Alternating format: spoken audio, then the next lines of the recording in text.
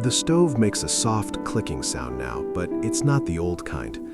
I was standing there this morning with an egg in one hand and the pan in the other, waiting for that solid, familiar tick-tick whoosh of flame. Instead, there's this smooth glass panel, flat as a window. You tap it, and it blinks back at you like it's considering whether you deserve heat. I pressed the little plus sign 3 times. Nothing. Pressed it harder. Still nothing. Then it beeped. Not a friendly beep, more of a tight one, and flashed something about locking the controls. I said, "I'm not trying to break in. I'm trying to cook an egg." Mary was at the table with her tea. She didn't look up right away. Steam was curling off her mug, catching the light from the porch door. "Did you read the booklet?" she asked. I told her no one has ever read a booklet to fry an egg. That's when it started to bother me. Not the egg, the stove. The way it doesn't have knobs anymore. Knobs made sense. You turned them left or right, you could feel the resistance. You knew when it was off. There was a little weight to it, a kind of handshake between you and the flame.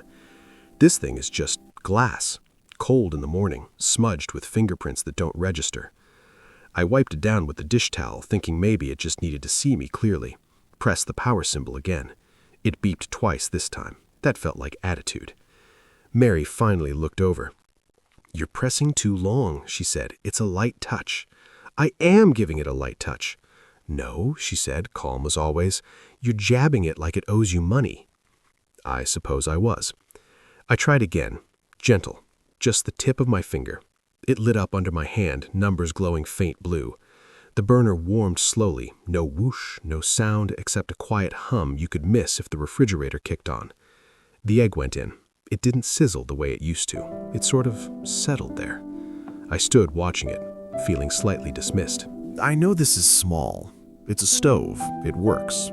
The egg cooked fine. But there's something about asking a machine for permission to do a simple thing in your own kitchen that gets under your skin.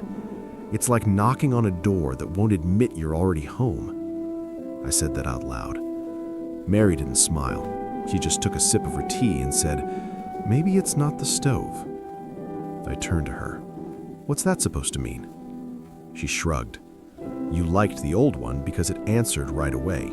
You turned it, it responded. You didn't have to wait." "Well, yes," I said. "That's generally how things should work." She nodded. "You don't wait as easily as you used to." That sat there between us for a minute.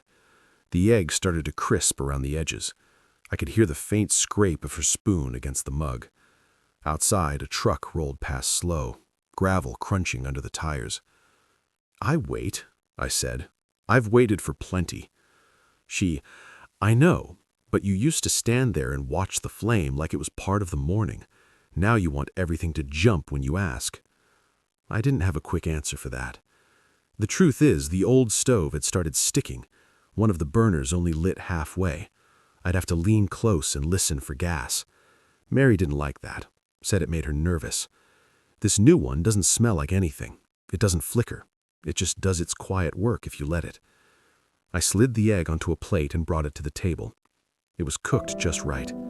I sat down across from her. "You know," she said, "it's not that it won't listen. It just listens differently."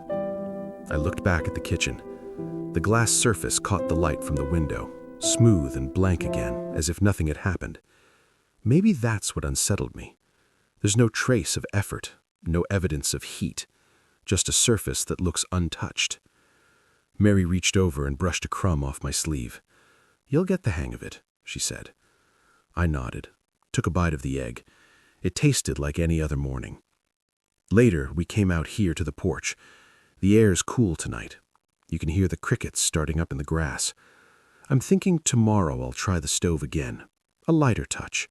No jabbing. Just enough pressure to let it know I'm still here.